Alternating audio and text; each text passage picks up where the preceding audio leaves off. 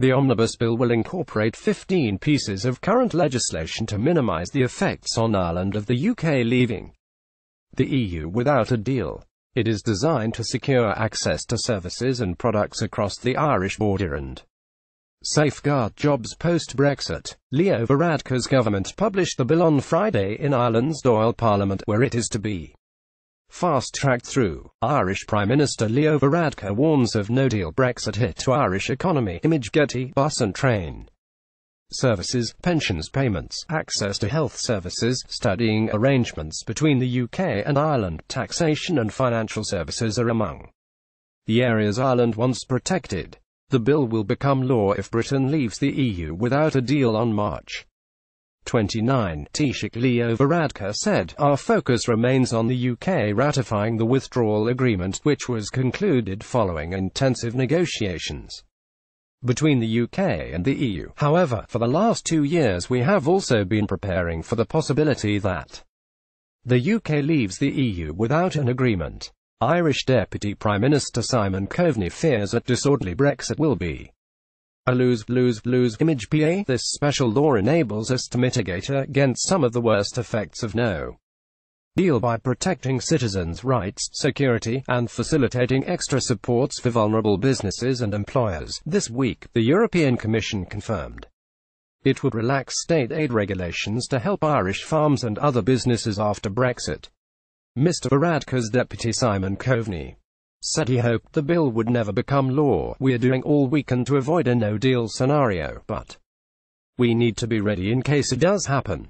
Mr. Coveney said, "My only desire is to see this legislation sit on the shelf. Let me be very clear in saying a disorderly Brexit will be a lose-lose-lose. For the UK, for the EU and for Ireland. We cannot offset all of the damage it will do, but we're doing everything we can through legislation, through preparation, through investment, through information and through support of the multiple sectors and the multiple numbers of people that will be impacted potentially by that worst-case scenario." Mr. Coveney also insisted the Irish backstop was not to be jettisoned at the last minute. It comes as Theresa May hopes to win EU concessions to the backstop, an insurance mechanism to ensure there is no hard border in Ireland, with the Commons voting next Wednesday on Mrs. May's withdrawal agreement.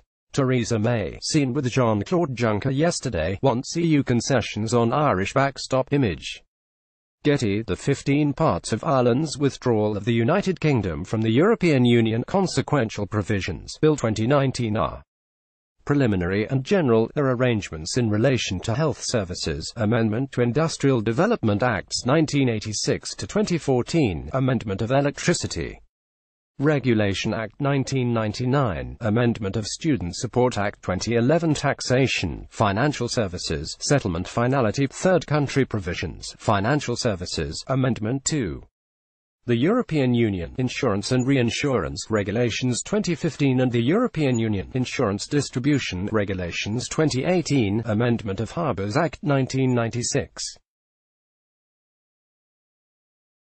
Third Country Bus Services, Amendments to the Social Welfare Consolidation Act 2005, Amendments to the Protection of Employees Insolvency Act 1984, Amendment of Extradition Act 1965, Immigration and Miscellaneous